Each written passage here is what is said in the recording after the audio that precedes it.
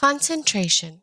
Within sports, coaches and athletes often use the words concentration, attention, and focus interchangeably. To effectively utilize these tools, it may be helpful to define each term. Concentration is typically defined as the ability to perform with a clear and present focus. What then is focus? Focus has been defined as the central point of one's attention. Attention is simply what an individual is observing. When put together, an individual who is concentrating is said to have their attention focused clearly and presently on the task at hand. Once an athlete has developed the skills necessary for competition, their ability to control one's attention in order to concentrate on the demands of the task is essential to consistently executing these skills. We will often find as athletic trainers that when our athletes lose their concentration, injuries can occur. So it's important to be aware of these factors as we're sitting on the sidelines, in the dugout, or observing any sport participation. Concentration is also important in rehabilitation. Our athletes must be focused. In order to have successful rehabilitation, our athletes must concentrate, which means their attention must be focused on rehabilitation exercise so that they are present to complete the task at hand. We hear the word focus more and more when athletes and coaches discuss getting ready to play and when they evaluate actual performance. Staying focused for an entire game or competition is often the key to victory, or losing that focus is the ticket to failure. Even a brief loss of concentration can result in a decrease in performance and may affect the overall outcome. So what is concentration? Concentration is commonly called attention. For the purposes of this lecture, concentration and attention will be used interchangeably. Concentration or attention can be either internal or external, and broad or narrow. When athletes are focused inwards, focusing on things such as their thoughts, emotions, and physical sensations, they are said to have an internal focus. Athletes who are focused on the environment outside of themselves, paying attention to things such as weather conditions, are using external focus. In terms of width, a broad focus is when athletes are paying attention to many things at once. For example, examining an opponent's alignment, whereas focusing on a specific point, such as the spot on the ball where a kicker wants to hit it, is considered narrow. During competitions, athletes are often called upon to shift across these dimensions in order to meet the required attentional demands of the situation. Concentration or attention. In the most basic sense, concentration is the ability to maintain focus on relevant cues. This is the ability to take possession by the mind in clear and vivid form, or one out of what seems several simultaneous possible objects or trains of thoughts. Focalization, concentration of consciousness are the essence. It implies withdrawal from some things in order to deal effectively with others. Concentration is the ability to maintain focus on relevant environmental cues. When the environment changes rapidly, attentional focus must also change rapidly. Thinking of the past or the future raises irrelevant cues that often lead to performance errors. There are three components to concentration or attention. Number one, focus on relevant environmental cues, also called selective attention. There are different ways to focus. External focus centers on things outside of the body, while internal focus is centered on the body. An external focus of attention is more beneficial to performance in a variety of tasks, including balance, accuracy, speed, endurance, and maximum force production, all important aspects of sport participation. Number 2, maintain attentional focus. Focus may be required to be maintained for the duration of competition. Research has suggested that the median length of time during which the thought content remains on target is approximately 5 seconds, and have situational awareness. This requires that we understand what is going on around us. This ability allows players to size up game situations, opponents, and competitions to make appropriate decisions based on the situation, frequently under pressure and within short periods of time. Concentration and optimal performance. We see better concentration and optimal performance in elite athletes. In elite athletes, peak performance is associated with an attitude or demeanor of being absorbed in the present. They are mentally relaxed with high concentration and control. They are also in a state of extraordinary awareness. They are aware of their body and the external environment at the same time. There are several key points to attentional focus that we should touch on. There are several types of focus that are used. Concentration occurs along a continuum. Various types of attentional focus are appropriate for specific sports and activities. Attentional focus is viewed along different dimensions, width either broad or narrow, and direction either external or internal. We also should be able to shift our attentional focus. Shifting attention during a task is important, especially during athletic activity. The athletic environment changes very rapidly. When the environment changes, so must our focus. When time pressures are added, such as being on a shot clock, the difficulty of completing tasks is enhanced. The following is the attentional focus practice, which can be used at training and athletic events. There are 4 types of attentional focus. Number 1, assess. This is external and broad attention. This is used to evaluate the environment and allows players to read the game, such as anticipating an opponent's movement, ball direction, or other visual cues. This shifts the focus of the general external environment that is often changing rapidly throughout a performance. For example, a quarterback scanning the defense prior to the beginning of a play. The second one is perform. We can act or react. This is external and narrow attention. This is effective for focusing on objects when performing a movement or action, such as the visual cueing of the ball prior to hitting. This is a shift in the focus towards outward executions of a given skill. For example, a tennis player focusing on her toss as she begins to serve.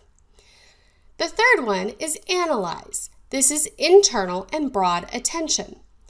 This assists us with analyzing or reviewing past information and decision-making skills. For example, analyzing a point or evaluating match strategies. This shifts our focus to reviewing one's general thoughts and emotions throughout a performance. For example, a golfer considering shot selection prior to addressing the ball. The last one is rehearse. This is internal and narrow attention. This permits mental rehearsal. For example, using imagery to simulate a positive emotional state. This is a shift in focus to ready oneself to execute a given skill. For example, mental rehearsal. An example of this would be a basketball player reviewing their self-talk prior to shooting a free throw. A broad attentional focus allows a person to perceive several occurrences simultaneously. A narrow attentional focus occurs when you respond to only 1 or 2 cues. An external attentional focus directs attention outward towards an object, and an internal attentional focus is directed inward to thoughts and feelings. These are pictorial examples of the 4 types of attentional focus. We'll start with narrow and external. This is used to focus exclusively on one or two external cues, such as a golf ball. Broad and external. This is used to rapidly assess a situation, such as a football quarterback rapidly assessing the position of the defensive backs. Narrow and internal. This is used to mentally rehearse an upcoming performance or control an emotional state, such as mentally rehearsing a golf putt or taking a breath to relax. And finally, broad and internal. This is used to analyze and plan, such as developing a game plan or a strategy. Unfortunately, attention and concentration can be difficult to maintain. So what is the problem? Unfortunately, many people do not have the ability to shift their focus quickly and/or effectively. Concentration problems are frequently caused by inappropriate attentional focus. At any given point during a performance, athletes are faced with a number of potential distractors. Just as one's focus can be both internal and external, so too are distractors. External distractors could be visual or auditory and may include other competitors, spectators, and the media. Internal distractors may include negative self-talk, fatigue, and emotional arousal. A change in one's thoughts and emotions can lead to physiological changes as well. Coaches and competitors often refer to this process as choking. Although many individuals have different definitions of choking, it is most often associated with a rapid deterioration in performance during an important competitive situation. The choking process involves physiological and psychological changes that may affect performance, usually negatively. For example, an athlete who is competing in an important game may develop an increased muscle tension and increased anxiety, which causes an overly narrow focus and inability to identify relevant environmental cues. Effectively helping the athlete to manage their thoughts and emotions may allow them to regain the attentional control. One of my favorite examples of someone losing concentration is Doug, the dog from the movie Up. My master made me this collar. He is a good and smart master, and he made me this collar so that I may talk. Squirrel! I think most of us can probably identify with Doug. At some point during our lives, we've lost attention, and we've all had those squirrel moments. So why do people have attentional issues? One issue could be from distractions. Distractions can alter our ability to adapt to changes, and also the speed at which we do so. Some distractions are internal distractions, meaning that they come from within ourselves. These are our thoughts, worries, and concerns. Some examples of internal distractions include past events. Some individuals cannot forget about what has just happened, especially if it was a bad mistake. Future events. When we worry about what may happen in the future, we tend to lose focus on what is going on at the moment. Also, choking under pressure. Emotional factors, such as the pressure of competition, can affect an individual's performance. This tends to focus on bad performance at critical points in a game or competition. Overanalysis of body mechanics. Once you have learned a skill, the movement should be fairly automatic. Your attention should be primarily on what you're doing with minimal amount of thinking. Also, fatigue. Since concentration requires mental effort, it can be affected through fatigue. Fatigue reduces the amount of processing resources that are available to the athlete to meet the demands of the situation. External distractors come from stimuli in the environment that divert people's attention from the cues relevant to their performance. Some examples are visual distractions. There are many visual distractions in an environment that can compete for our attention. Spectators can cause a visual distraction as well as scoreboards and also television camera crews. Auditory distractions. Noise may also detract from an individual's attention or concentration. Gamesmanship. You may receive auditory, visual, or physical interruptions from your opponents as well. And then physical interruptions. So let's examine choking a little further. Choking occurs when attentional processes lead to impaired performance and an inability to regain control over performance without outside assistance. It is associated with thinking too much. It's not necessarily the same as panicking, though. Panicking is associated with thinking too little. We revert to instincts and quit thinking logically. How we lose in sports really doesn't matter. Either way, we've missed the mark. It can matter a lot in some situations, so we need to pay attention to this. The choking process is shown here. Choking is an attentional problem. There are some conditions that may lead to choking, such as important competitions, critical events in the competition, or even evaluations by coaches, peers, parents, and maybe even teachers. Sensing pressure can cause your muscles to tighten. Your heart rate and breathing increase, and your mouth gets dry, and your palms get damp. The key breakdown occurs at the attentional level. Instead of focusing externally on the relevant cues in your environment, you focus on your own worries and fears of losing and failing. As your attention becomes narrow and internal, the increase in pressure reduces your flexibility to shift your attentional focus. You may have problems changing your focus as the situation dictates. Impaired timing and coordination, fatigue, muscle tension, and poor decision-making soon follow. Here is a real-life example of choking in sports. We may have a condition, such as a softball player choking when they're trying to hit with someone on base. The resulting physical changes may include increased neck and shoulder tension, gripping the bat tighter, and breathing may become more rapid. Attentional changes can occur. The individual may begin to talk to themselves and shift their attention. They may talk to themselves using phrases such as "don't blow it, you can do it," "relax," or "watch the ball, stupid." These are examples of negative self-talk.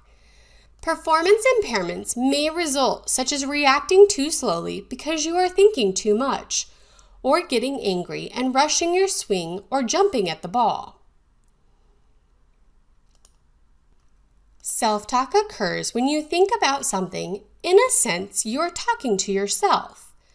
Self-talk has many potential uses besides enhancing concentration, such as breaking bad habits, initiating action, sustaining effort, and acquiring skills. Self-talk includes any statement or thought, either overt or covert dialogue. Self-talk helps to focus on the present and to keep the mind from wandering, if it's appropriate at the time. Positive self-talk will improve performance and confidence. It aids in cognitive restructuring, and it's an excellent coping mechanism. Some techniques for self-talk include thought stopping. We first need to identify negative thoughts. Then we stop the thought. It helps to focus on task-relevant thoughts. Negative self-talk may sound like, "He robbed me on the line. That ball was in." Positive self-talk, on the other hand, may sound a little different. Something like, "There's nothing I can do about it. I'm not going to worry about it. If I play well, I'll win anyway." Self-talk is typically done by using cue words or phrases. Self-talk is probably better if it is instructional in nature rather than general. Self-talk is categorized in 3 ways. It may focus on something that is task-specific or relating to the technique. It can also focus on encouragement and effort, or self-talk may focus on mood words. Self-talk should be brief and simple. It should be logically associated with the skill, and it should be compatible with the sequence and the timing of the skill. There are tons of evidence and research for the usefulness of self-talk in athletics and even in academics. So it might be worth being kinder to ourselves. Using positive self-talk can help you on exams, can help you with assignments, and may also increase your physical performance. If you're into exercise or sporting events or athletic events. Individuals who practice self-talk should develop a competition plan, practice eye contact, work on staying focused in the present, overlearn skills so that they know the details of all the skills, run through dress rehearsals, and practice mental rehearsals as well. Athletes recognize that maintaining concentration is critical to performing their best, yet figuring out what to focus on and maintaining the correct attentional focus during performance is not easy. There are, however, exercises that may be helpful to improving one's ability to concentrate during competition. So since concentration can be trained, how do we improve it, especially in the athletic environment? We can use simulations in practice. It can help if distractions are present.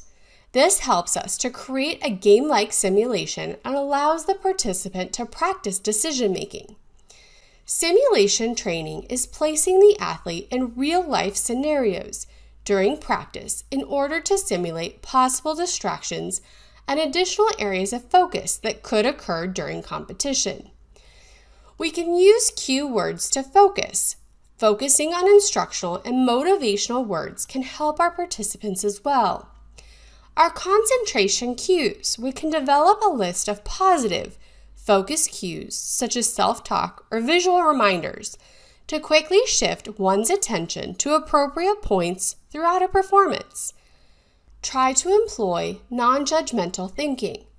Self-talk is helpful if you can establish a routine and use it both before and during an event. Focus on controllables versus uncontrollables and make 2 lists. One list should be the controllables, which are those factors the athlete can do something about, such as the response to a mistake or a bad play.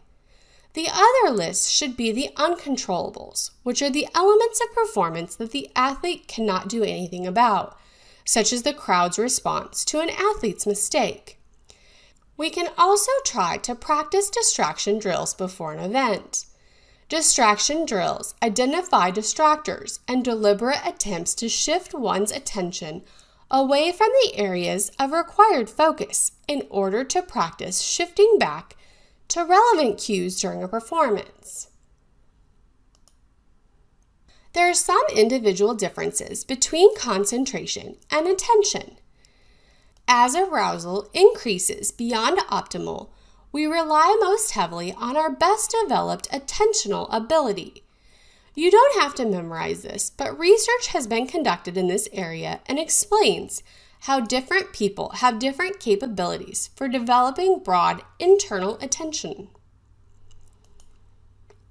Other research explains why some individuals are better at sorting large amounts of information, and also why those with more experience have less pressure and perform better in critical situations. Some people appear to be more sensitive to environmental or external information than do others. These individuals react more to the environment and to other people more effectively. Some people are more capable of narrow, non-distractible attention. This is common with top performers, and these individuals can follow through more effectively on the tasks and often take it to the highest levels. In the end, we have to figure out how to play to people's strengths, including our own. While thoughts can be overwhelming, we do have the ability to control our thinking. The ability to habitually control thinking depends on the appropriateness of the situation or style, the level of confidence in that situation, and alterations in physiological arousal. What are some strategies that can keep attention? We can utilize a dress rehearsal. We might actually have players put on their uniforms and come out to their walk-up song, or pretend like they're starting a game. We can try the rehearsal of simulated competition experiences. We can participate in mental rehearsals. We can also focus on our technique, and we tend to move slowly through these skills.